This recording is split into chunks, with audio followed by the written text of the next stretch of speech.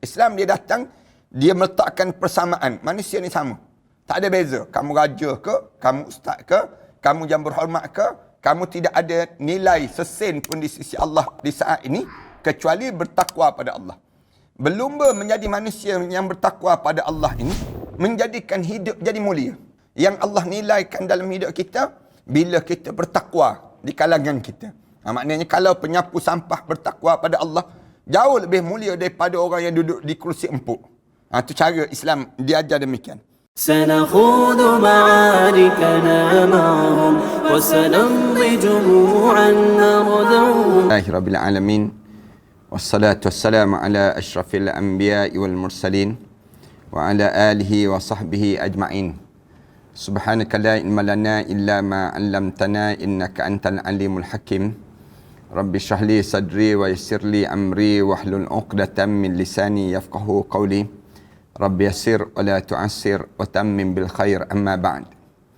Alhamdulillah, kita syukur pada Allah kerana sekali lagi pada kali ini kita diberi peluang oleh Allah untuk kita meneruskan perbincangan kita tentang mengenai dakwah yang dibawa oleh Nabi Muhammad sallallahu alaihi wasallam, ataupun bagaimana Rasulullah menyampaikan Islam ini kepada kita, dan kita belajar tentang sirah kenabian ini sampailah kita dapat peluang untuk kita belajar tentang mengenai bagaimana Rasulullah sallallahu alaihi wasallam menyampaikan ajaran agama ini kepada kita semua. Hari ini kita sampai pada tajuk menyatakan kebenaran secara terbuka dan bagaimana tindak balas orang musyrikin terhadap ajaran yang dibawa oleh Rasulullah sallallahu alaihi wasallam. Yang ni yang biasa terjadi kalau mana kita bawa Islam ini, maka kita akan ada ujian-ujian dan ada tindak balas yang terjadi bila kita menyebut tentang Islam. Di saat mana seruan Rasulullah sallallahu alaihi wasallam itu masih lagi terngiang-ngiang di segenap pelosok Mekah, kemudian turunlah firman Allah yang bermaksud, oleh itu sampaikanlah secara betul terang apa yang diperintahkan pada kamu wahai Muhammad. Fasda' bima tu'mar wa a'rid 'anil jahilin inna kaffainakal mustahzi'in wa a'rid 'anil jahilin. Ya, disebutnya wahai Muhammad, sampaikanlah Islam ini kepada mereka semua dan jangan kamu hiraukan bantahan dan tentangan orang kafir musyrikin itu. Dengan turun ayat ni, ayat dalam surah Al-Hijr ayat yang ke-94, bila turun saja ayat Al-Quranul Karim ini, maka Rasulullah sallallahu alaihi wasallam mula mengkritik yang disebut dengan ajaran-ajaran khurafat yang berbentuk syirik serta kepalsuan agama selain daripada Islam. Bermula daripada turun ayat ni lah Rasulullah sallallahu alaihi wasallam mula cerita tentang Islam. Rasulullah sallallahu alaihi wasallam sebar tentang Islam ini dan bagi tahu kepada orang-orang kafir bahawa sembahan yang mereka sembah itu bukan satu perkara yang dibenarkan dalam kehidupan kita. Apabila kita beriman kepada Allah Subhanahu Wa Taala, kita kena letakkan pada diri kita bahawa tidak ada lagi Tuhan melainkan Allah. Ini ajaran yang dibawa oleh Rasulullah sallallahu alaihi wasallam. Rasulullah sallallahu alaihi wasallam mula ajar kepada masyarakat dan mula kritik ajaran-ajaran agama yang selain daripada Islam ataupun khurafat yang berlaku dalam agama-agama selain daripada Islam ini. Rasulullah mula menerangkan hakikat sebenar berhala-berhala yang tidak sedikit pun mengandungi sebarang nilai. Rasulullah mula ajar dan sebut pada masyarakat yang selain daripada Islam ini, mereka sentiasa dalam keadaan yang menyembah berhala dan mereka sendirinya menyembah satu benda yang tidak ada manfaat dan tidak bawa mudarat pada diri mereka. Kemudian banyak contoh-contoh yang dikemukakan oleh Rasulullah untuk menunjukkan betapa lemahnya berhala-berhala itu. Ini cara Rasulullah sallallahu alaihi wasallam sampaikan Islam. Mula-mula sekali kita kena ingat yang dibawa oleh Rasulullah sallallahu alaihi wasallam ni, di mana Rasulullah sallallahu alaihi wasallam nak suruh kita letak keyakinan hidup ini hanyalah Allah yang esa, bukan ada lagi selain daripada Allah. Jangan kita anggap bahawa ada lagi Tuhan selain daripada Allah. Dakwah yang dibawa oleh Rasulullah.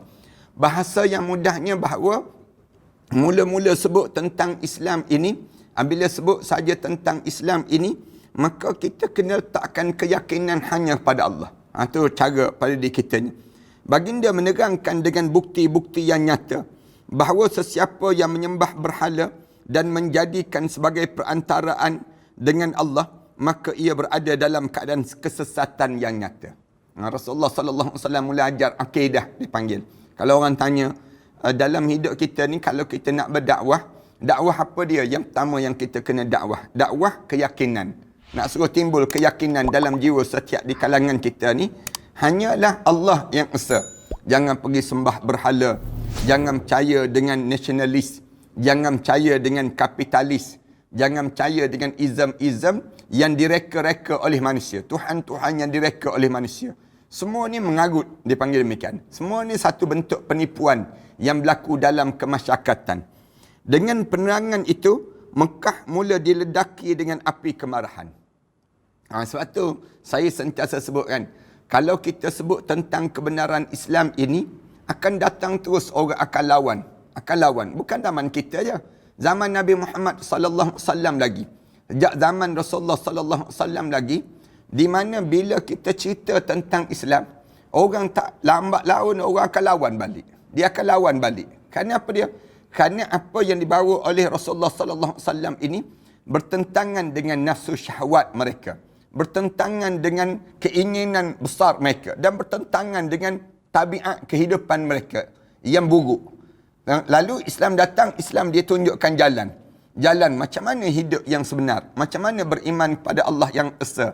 Itu cara yang diajar dalam kehidupan ini yang menyebabkan timbul kemarahan di kalangan bukan kita je, zaman kita je, bahkan zaman Nabi Muhammad sallallahu alaihi wasallam. Rasa jengkel dan bantahan membuak-buak di kalangan mereka apabila mendengar seruan yang terbuka menuduh orang-orang musyrikin dan penyembah-penyembah berhala sebagai sesat. Kita sebut selain daripada Islam semua sesat. Lalu kita kena beranilah sebut demikian. Selain daripada Islam, yang disebut dengan Kristian sesat, yang disebut dengan Buddha sesat, yang disebut dengan Hindu sesat, kita kena berani sebut benda yang demikian. Kena sebut. Jangan biarkan mereka menyembah berhala. Ianya bagaikan halilintar yang memanah awan mendung, lalu berdentumlah guruh dan juga kilat.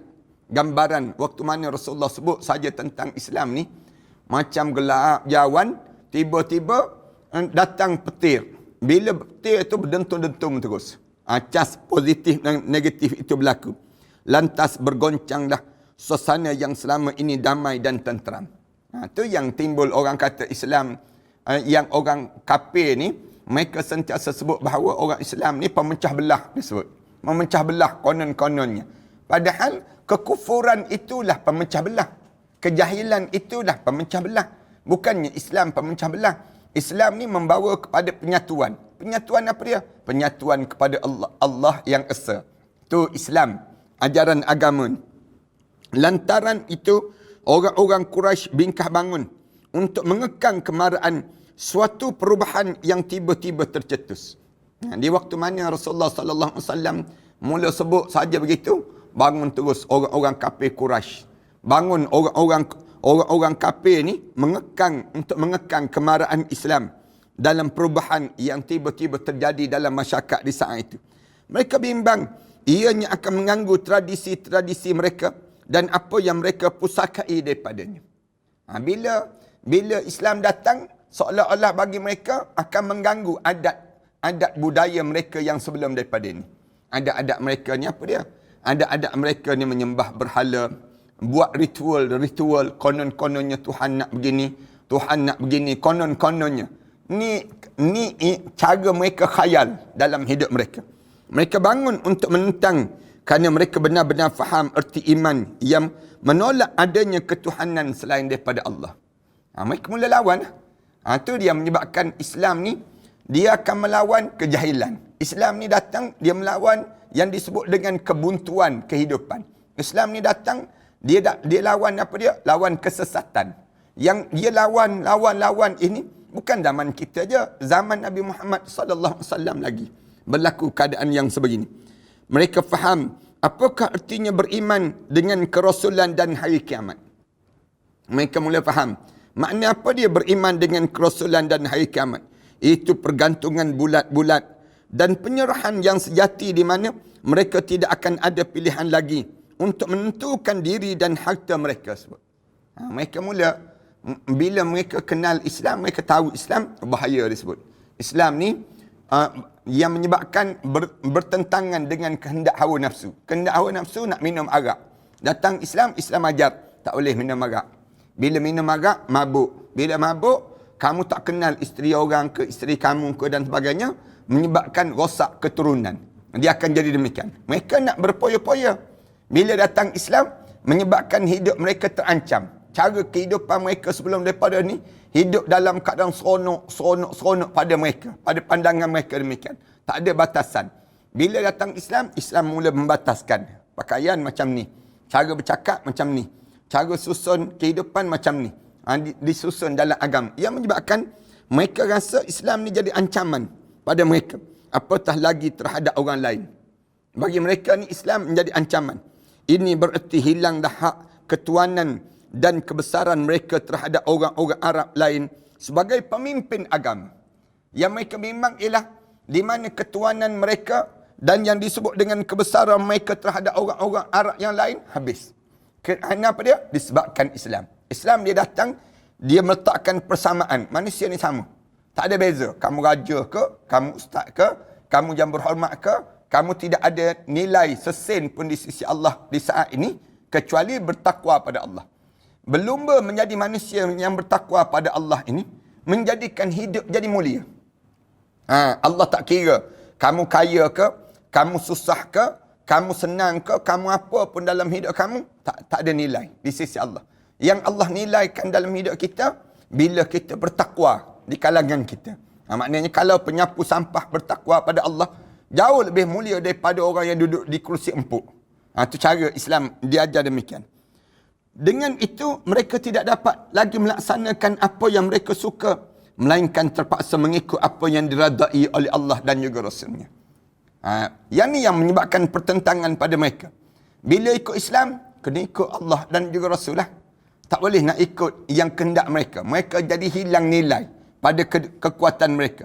Mereka tidak boleh lagi berbuat kezaliman yang selama ini dilakukan terhadap golongan bawahan.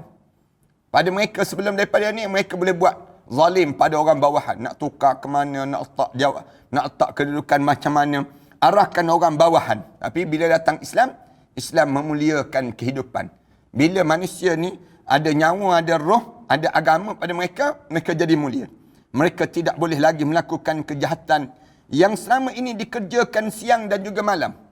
Selama ni mereka boleh mereka rakus dengan dunia ini. Mereka nak buat apa saja mereka boleh buat. Tapi bila datang Islam, malah mereka mula faham pengertian iman ini.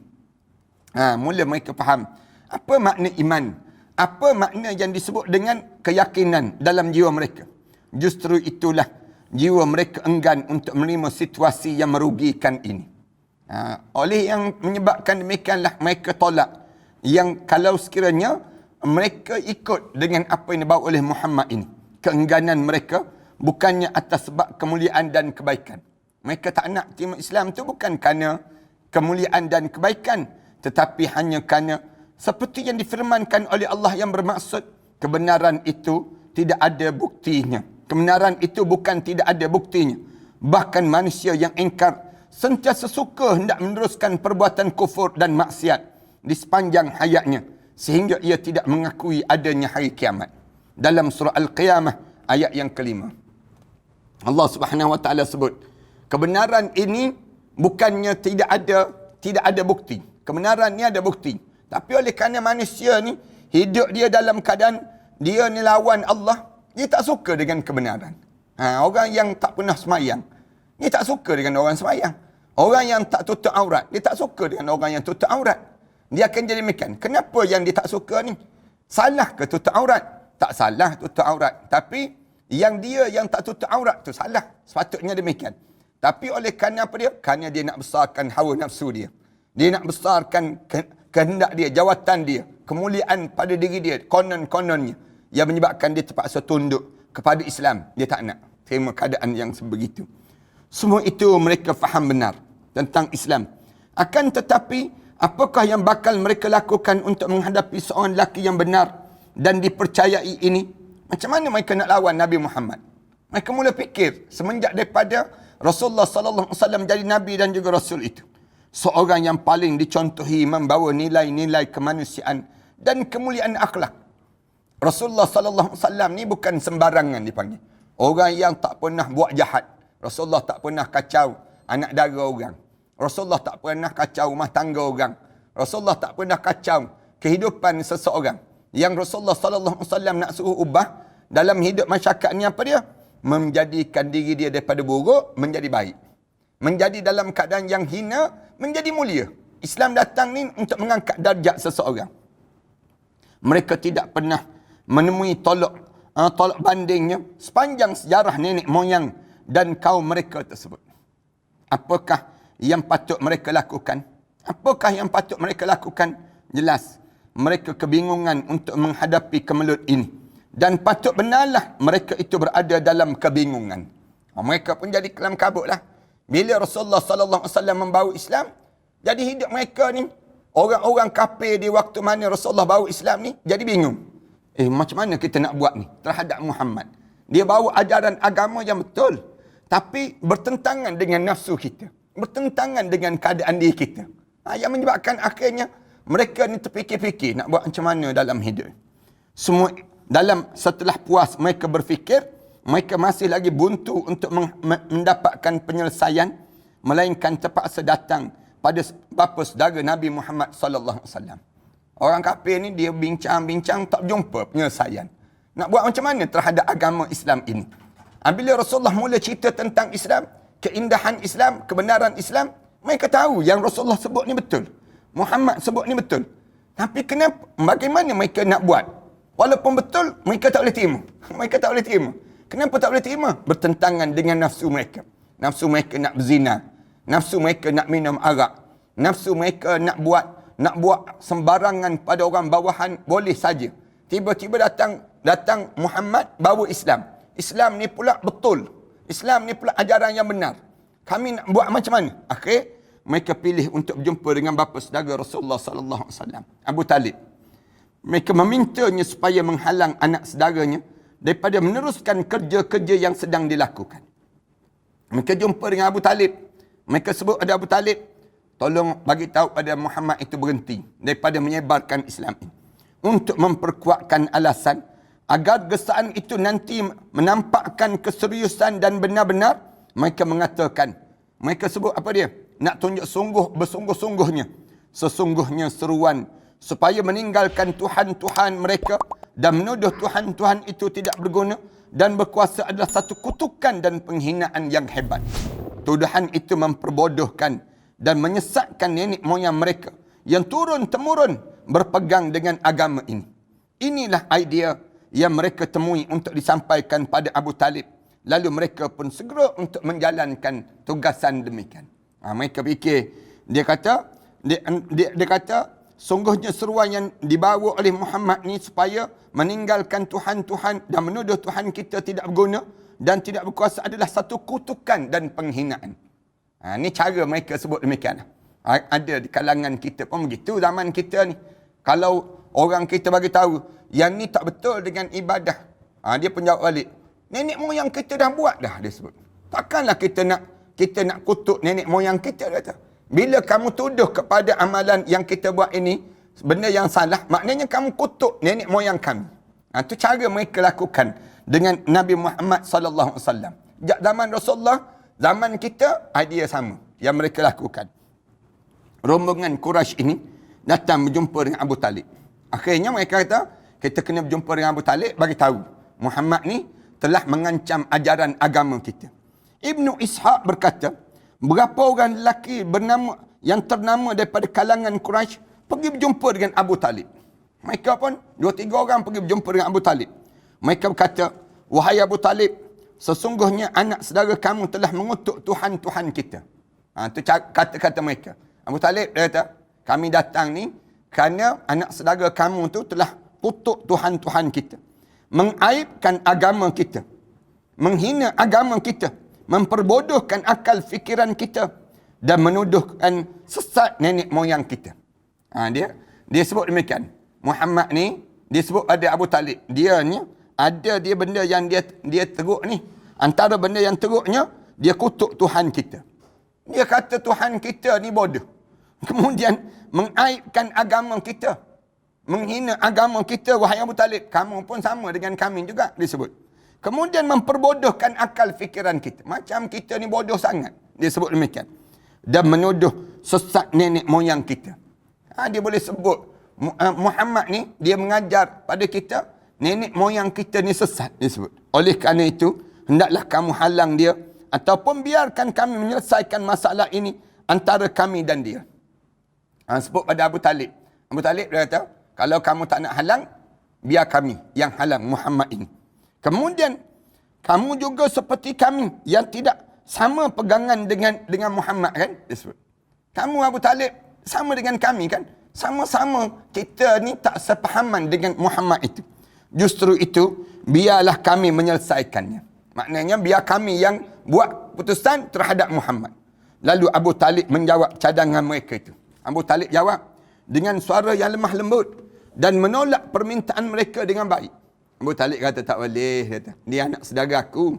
Walaupun aku ni sama dengan agama, sama dengan kamu.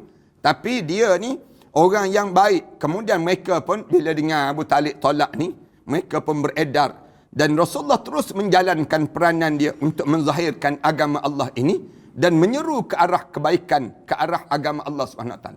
Rasulullah tak berhenti. Walaupun datang tekanan-tekanan minta supaya Muhammad ni berhenti berdakwah. Jangan sebarkan tentang Islam ini. Tapi Rasulullah teruskan juga. Bila begitu, sepanjang tempoh tersebut, orang Quraisy digusari dengan satu perkara yang lain pula. Iaitu dakwah Rasulullah secara terbuka. Ni yang menyebabkan orang kafir Quraisy ni bimbang. Tengok pelik dah Muhammad ni. Dulu tak main Facebook, sekarang main Facebook. Senang cerita. Dulu Muhammad ni tak pernah terlibat dengan TikTok, sekarang terlibat dengan TikTok pula. Ni cara dakwah mereka demikian. Mereka mula bimbang. Rasulullah dah mula berdakwah cara terbuka. Bila Rasulullah sallallahu alaihi wasallam, itu bahasa saya lah, bukannya zaman Rasulullah tak ada TikTok, tak ada Instagram, tak ada. Zaman Rasulullah tak ada. Tapi nak sebutnya, Rasulullah bila dia menyebarkan Islam, mula-mula senyap-senyap. Mula-mula sembunyi-sembunyi. Tapi bila dah sampai satu ketika, dia ambil peluang untuk dia sebarkan Islam cara terang-terangan. Rasulullah tak takut dengan celaan-celaan orang kafir. Nabi Rasulullah secara terbuka dimulakan berapa bulan sahaja sebelum hampir musim haji. Dekat nak haji, cara Rasulullah mula bagi tahu tentang Islam pada orang ramai. Orang Quraisy tahu bahawa ramai rombongan orang Arab akan datang kepada mereka bila musim haji. Justru mereka mesti mempunyai satu jawapan untuk diberikan pada orang Arab tentang Muhammad sallallahu alaihi wasallam, agar dakwah yang disampaikan Rasulullah tak berjaya mempengaruhi mereka. Orang Arab Quraisy ni dia kata nak buat macam mana ni? Muhammad ni kalau orang kafir, kalau orang Arab yang lain datang, dia sebar nanti, akhirnya orang Arab lain akan terima. Kita tak ada jawapan. Jawapan kita terhadap agama kita macam mana. Mereka pun berkumpul di sisi Al-Walid bin Al-Mughirah. Mereka berkumpul di waktu itu Walid bin Mughirah untuk membincangkan tentang jawapan yang bakal diberikan itu. Al-Walid berkata pada mereka. Walid kata, satukanlah pandangan kamu dan jangan berbeza pendapat. Kita ni jangan banyak sangat pandangan terhadap Muhammad. Kena satu je. Kena letak satu je. Macam mana kita nak lalui, nak hadapi Muhammad ini? Kerana nanti kamu akan saling mendustakan antara satu sama lain. Kalau banyak sangat pandangan, Walid bin Mughirah ni orang cerdik di kalangan mereka. Mereka kata apa dia? Nak lawan Muhammad ni macam mana? Satu pandangan. Jangan banyak pandangan. Dia kata kalau banyak pandangan, nanti saling tuding menuding di antara satu sama lain. Dan kata-kata kamu itu bercanggah antara satu sama lain. Nanti kalau orang ni kata begini, orang ni kata begini, tak sama dengan pandangan yang pertama dengan pandangan yang kedua. Mereka menjawab, kalau begitu, bagi cadangan pada kami. Macam mana kami nak jadi satu? Jawabnya, bahkan kamulah yang memberi cadangan, biar aku dengar. Katanya Al-Walid jawab balik. Bila orang kafir kata, habis tu, nak sebut apa dia terhadap Muhammad. Yang Muhammad mengajar, bagi tahu tentang Islam ni, kita nak jawab apa dia terhadap Muhammad. Lalu, katanya Al-Walid, kamu sebutlah pada aku, biar aku terima, nak dengar daripada kamu. Mereka pun jawab, biar kita kata Muhammad itu adalah seorang tukang sihir. Dia sebut. Muhammad ni tok bomoh. Muhammad ni pawang. Al-Walid menjawab, tidak. Demi Allah, dia bukan pawang. Al-Walid bin Mughirah dia kata, tak boleh sebut Muhammad ni orang yang tok bomoh. Tak boleh. Kalau kita sebut Muhammad ni tok bomoh, kita sendiri pernah melihat bagaimana keadaan para pawang. Sedangkan Muhammad tidak ada gaya tok bomoh dan tidak bercakap dengan bahasa tok bomoh. Muhammad ni tak pernah kita tengok dia bomoh orang, tak pernah. Dia nya macam tok bomoh. Mereka berkata lagi, kita katakan dia seorang yang gila. Pandangan kedua kata, jangan sebut dia tok bomoh. Tapi habis tu, dia orang gila. Pandangan kita demikian. Jawab dia bukan kelihatan seperti orang gila. Mereka jawab balik. Al-Walid bin Mughirah jawab, kalau kamu nak kata dia orang gila, Muhammad ni bukan gaya orang gila. Kita tak pernah tengok. Kita telah melihat penyakit gila dan kita tahu benar tentang dia.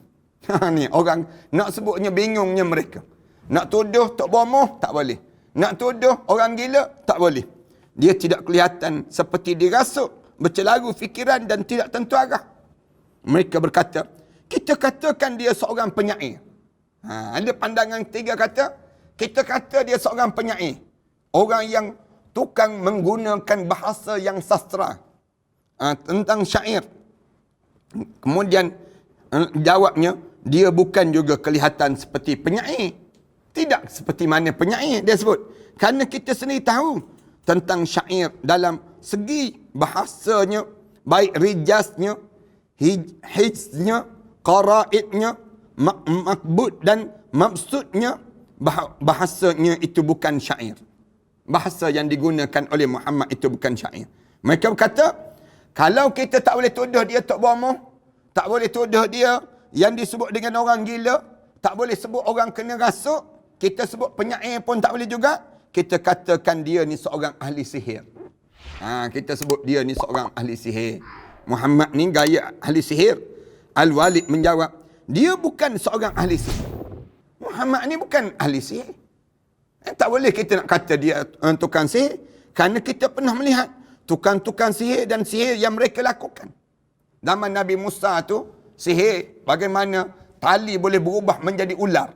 Tu memang tukang sihir. Muhammad ni tak pernah buat benda yang demikian. Sedangkan Muhammad itu tak pernah meniup dan menyimpulkan tali-tali sihir seperti mereka. Tukang sihir ni, dia bawa tali, dia tiup pada simpulan-simpulan ini. Dia jadi demikian. Kemudian, mereka tanya pula, kalau begitu apa yang kita nak katakan pada Muhammad ni? Kita nak sebut macam mana?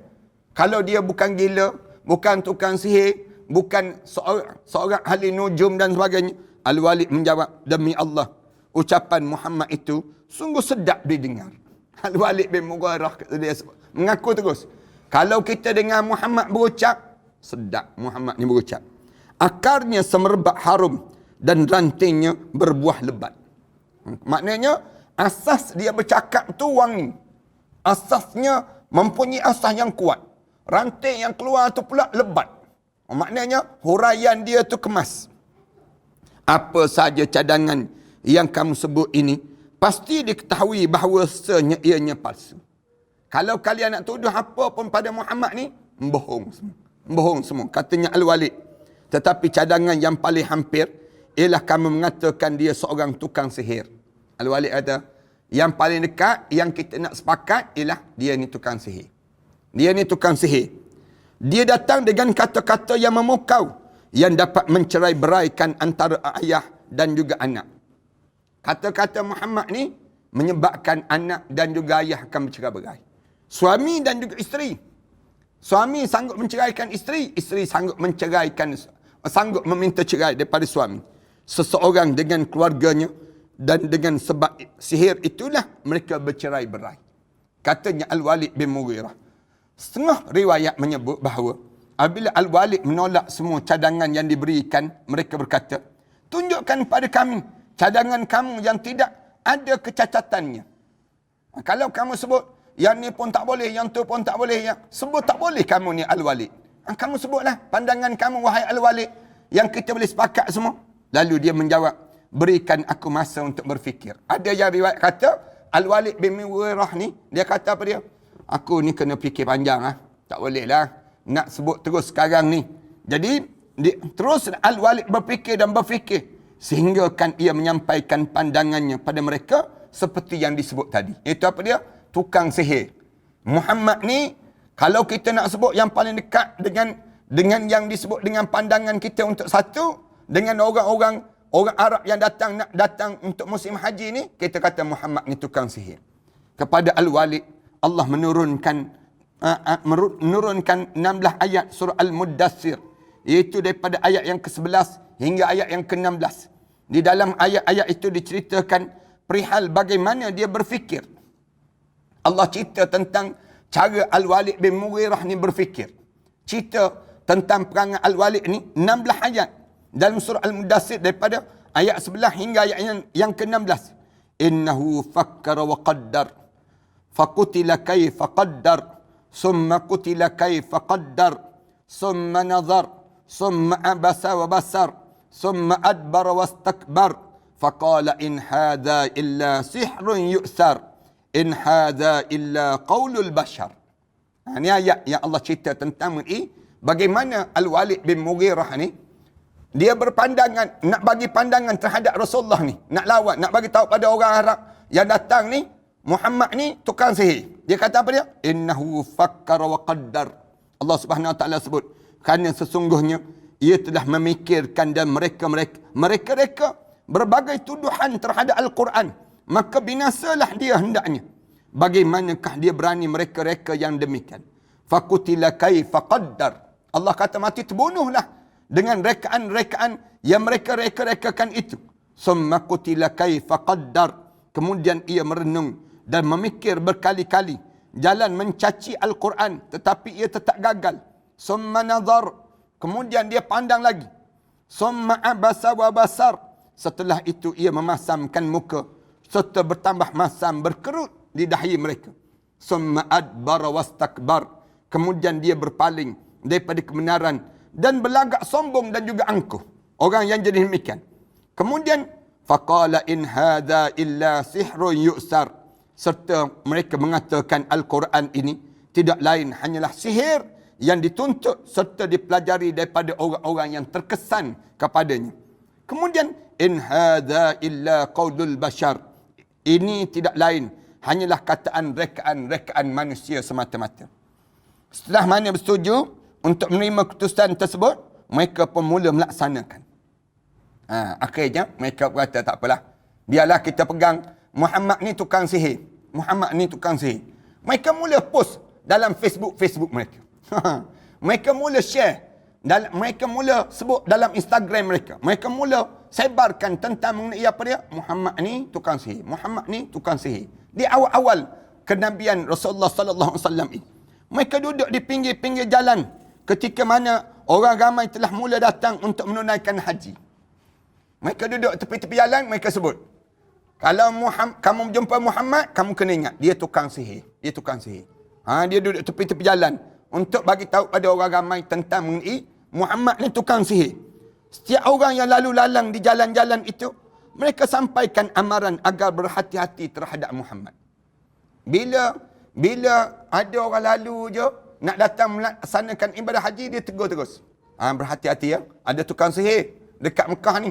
Tukang sihir ni bahaya. Sekarang ni. Nama dia Muhammad. Dan mereka pun menyebut perihal Muhammad itu sebagaimana mereka rancangkan. Tengok bagaimana mereka merancang, Allah juga merancang. Mereka merancang apa dia? Sebut Muhammad ni tukang sihir. Muhammad ni tukang sihir. Bila sebut Muhammad tukang sihir, Muhammad ni tukang sihir, kesan dia apa dia? Pada mereka, orang nak tahu siapa Muhammad ni. Elok-elok Rasulullah tidak dikenali, mereka pula memperkenalkan Rasulullah. Sebab tu kita kena ingat betul-betul. Kalau ada orang caci maki kita, tak usahlah balas dalam Facebook. Tak usah balas dalam Facebook. Cara dia apa dia? Saman je orang tu. Saman je orang tu, senang. Bawa pergi ke mahkamah. Kalau kita balas dalam Facebook, Mereka akan apa dia? Mereka rasa mereka glamour. Mereka padahal mereka tak glamour langsung. Mereka kita tak kenal pun. Orang caci maki kita kan. Dalam Facebook ke, dalam apa pun. Jangan kita balas. Kalau kita balas, tengok Rasulullah bukan Rasulullah balas balik pun. Rasulullah buat satu lagi pasukan untuk membalas yang kata-kata orang kafir ni. Tak. Rasulullah biar. Bila Rasulullah biar, naik nama Rasulullah. Tengok cara Rasulullah berdakwah. Sama juga dalam kita. Orang kita ni, kadang-kadang saya tengok dalam Facebook ke orang caci maki dia. Dia pun balas balik dalam Facebook. Dalam TikTok, tak sepandangan dengan dia. Dia pun balas balik. Pandangan sebut. Tak payah. Tak perlu kita nak balas. Jangan balas. Kalau kita balas, naik balik dia. Naik dia. Lalu bagaimana cara kita? Saman je. Pergi ke mahkamah. Baru terkencing je. Baru dia tahu tinggi rendah bumi ni sendiri. Ni kena dilakukan demikian.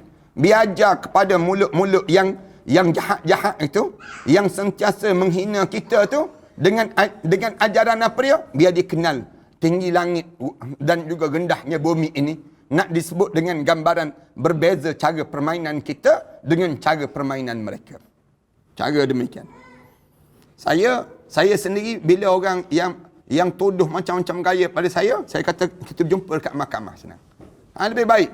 Biar kita kata tak ada duit ustaz. Ada tu Allah akan kurniakan sumbangan-sumbangan.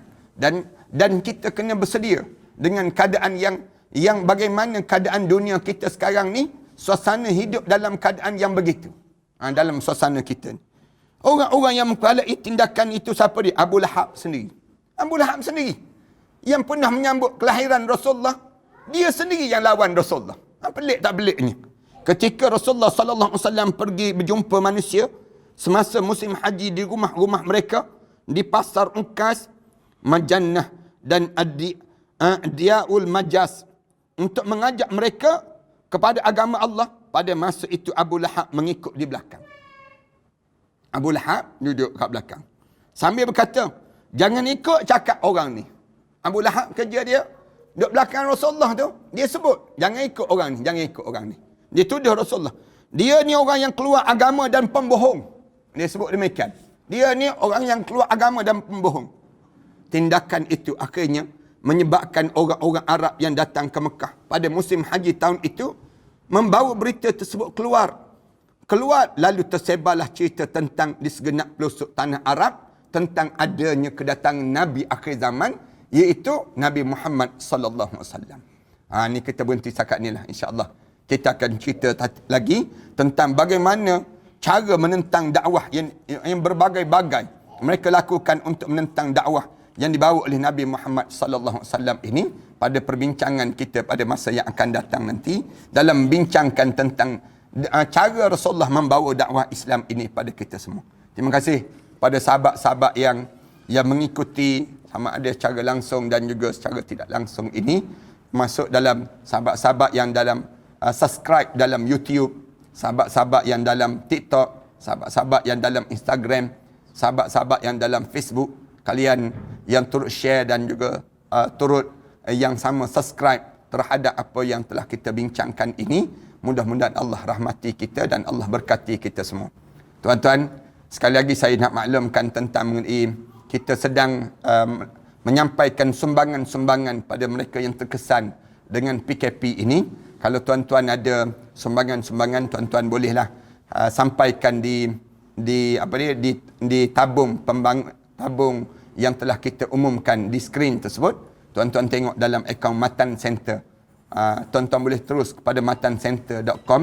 Tuan-tuan akan dapati di sana ada maklumat-maklumat yang telah kita sampaikan, termasuk di tempat-tempat yang kita maklumkan ini. Terima kasih sekali lagi pada sahabat yang di TikTok, sahabat yang di Instagram, sahabat yang di YouTube dan sebagainya. Mudah-mudahan Allah rahmati kita semua. Aqul qouli hadza astaghfirullah li wa lakum. Wassalamualaikum warahmatullahi taala wabarakatuh. Bismillahirrahmanirrahim. Alhamdulillahirabbil alamin. Wassalatu wassalamu ala asyrafil anbiya'i wal mursalin wa ala alihi wa sahbihi ajma'in. Rabbana iftah bainana wa bain qaumina bil haqq wa anta khairul fatihin. Rabbana hab lana min azwajina wa dhurriyyatina qurrata a'yun waj'alna lil muttaqina imama. Rabbana atina fid dunya hasanah wa fil akhirati hasanah wa qina adzabannar. Sallallahu ala Muhammad wa ala alihi wa sahbihi wasallam. Alhamdulillahi rabbil alamin. سنخوض معاركنا معهم وسنمضي جموعا نردعهم ونعيد الحق المغتصب وبكل القوة ندفعهم وبكل القوة ندفعهم بسلاح الحق البتار سنحرر أرض الأحرار ونعيد الطهر إلى القدس من بعد الذل وذا العار من بعد الذل وذا العار سنخوض معاركنا معهم وسنمضي جموعا نردعهم ونعيد الحق المغتصب وبكل القوة ندفعهم وبكل القوة ندفعهم وسنمضي ندك معاقلهم